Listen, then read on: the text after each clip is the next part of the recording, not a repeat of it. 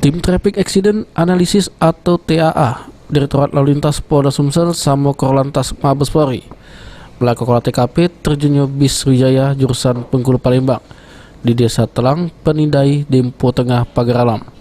Jika olah TKP, tim TAA memakai alat laser 3D dimensi scanner yang mana tujuannya supaya pacak tahu penyebab dari terjunnya bis Sriwijaya ke Sungai Lematang. Dari olah TKP dilakukan, untuk sementara menurut Direktur Lalu Lintas Polda Sumsel, pihaknya masih melakukan proses penyelidikan bareng Korlantas Mabes Polri sama Satlantas Polres Pagar Alam.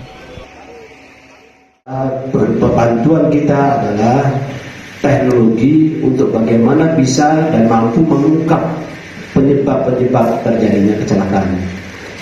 Kemarin kita tim TAA atau Traffic Accident Analysis di Direktorat Lalu Lintas Polda Sumatera Selatan bersama tim dari Korlantas sudah bekerja melakukan pengolahan TKP.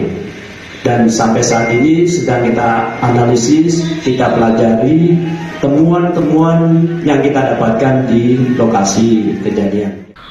Sementara itu, petugas gabungan Dewek sudah berupaya mengevakuasi bis Sriwijaya dari lokasi tempatnya campak ke pinggir Sungai Lematang guna dilakukan proses pemeriksaan lebih lanjut oleh petugas Direktorat Lalu Lintas Polda Sumsel.